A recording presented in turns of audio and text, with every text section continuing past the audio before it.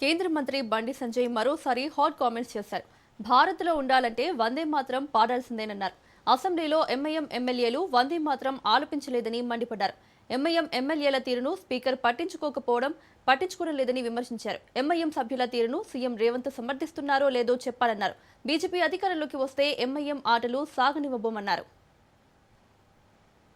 మొన్న అసెంబ్లీలో ఎంఐఎం పార్టీకి సంబంధించిన శాసన సభ్యులు వందే మాతరాన్ని ఆలపిస్తున్నప్పుడు బహిష్కరించడం నిజంగా ఇంతకంటే దుర్మార్గం ఇంకోటి కాదు. గౌరవ రాష్ట్రపతి గారు, గౌరవ గవర్నర్ గారి యొక్క అధికారిక కార్యక్రమాల్లో వందే మాతర గేయాన్ని ఆలపించడం తప్పనిసరి చేస్తూ రాజ్యాంగాన్ని అనుసరించి కేంద్రము చట్టం చేసిన విషయం వాస్తవం. ఉత్తర్వులు జారీ చేసి ఆ ఉత్తర్వులను ధిక్కరించి వాళ్ళ నిండు శాసనసభలో దాన్ని ధిక్కరించడము ఎంతవరకు కరెక్టో గౌరవ స్పీకర్ గారు ఆలోచించాలి. గౌరవ గవర్నర్ గారు ఉన్నారు, స్పీకర్ గారు ఉన్నారు, ముఖ్యమంత్రి గారు ఉన్నారు, శాసనసభ్యులు ఉన్నారు, అందరు ఉన్నారు.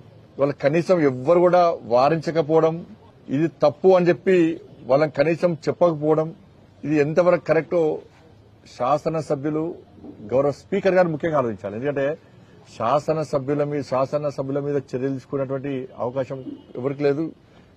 వాళ్ళ కస్టోడియన్ ఎవరు? స్పీకర్కి అధికారం లేదు.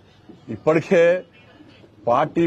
ఎమ్మెల్యేల పార్టీ ఫిరాయింపుల వ్యవహారంలో స్పీకర్ గారు తీసుకున్న నిర్ణయం పట్ల ప్రజలందరూ కూడా నవ్వుకుంటున్నారు.